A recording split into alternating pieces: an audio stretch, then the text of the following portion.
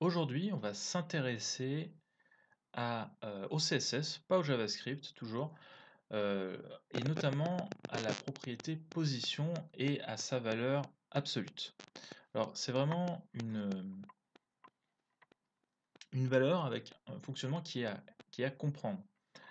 Si vous voulez, comment venir un peu faire un peu de design en fait par exemple sur un logo ou dans une certaine zone, sur certaines positions, en fait, c'est quelque chose qui est très utile de faire. Et il y a une chose qui est primordiale à comprendre, c'est comment réagit Absolute, comment le,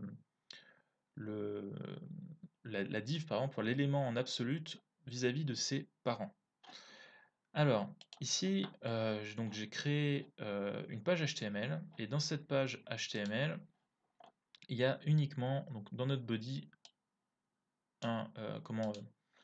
une balise section, qui a pour enfant la balise div. Et c'est la balise div qu'on va mettre en absolute. Alors, j'ai déjà créé le style CSS et j'ai mis dans section une couleur bleue, Royal Blue. Je lui ai donné une taille pour qu'il soit visible, hein, donc une largeur totale. Donc il y a des marges, mais c'est dû au navigateur.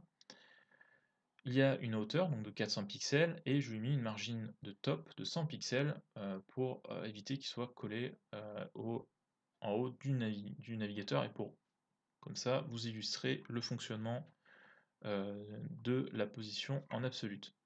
La div donc est green yellow et donc elle a comme taille c'est un carré de 200 pixels sur 200 pixels. Donc je vais tout de suite mettre une position absolue sur la div.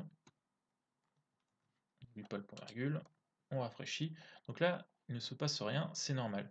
Mais l'intérêt de la position absolue, c'est de pouvoir venir déplacer les éléments sur la page grâce à 4 propriétés, donc qui sont le top, le left, le right et le bottom. Donc pour mettre haut, gauche, droit ou bas.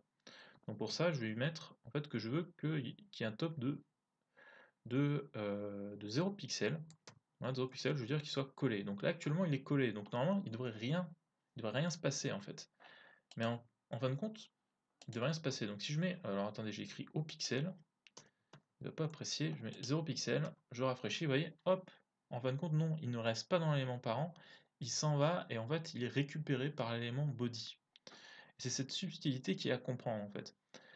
Pour que l'élément parent, pour qu'en fait votre élément en absolute ne dépasse pas l'élément parent ou un élément qui soit un peu plus un ascendant qui soit un peu plus élevé dans la hiérarchie, il faut bien penser à mettre une position en relative en fait sur l'élément parent.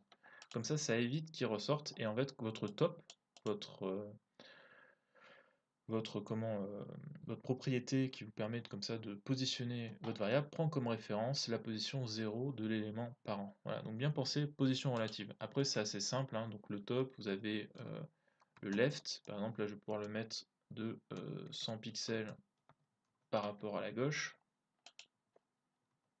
Voilà, vous voyez, hop, je place l'élément. Je pourrais remplacer top par bottom. Cette fois-ci, il est collé en bas. Et après, je peux faire même l'inverse avec, à la place de left, mettre right.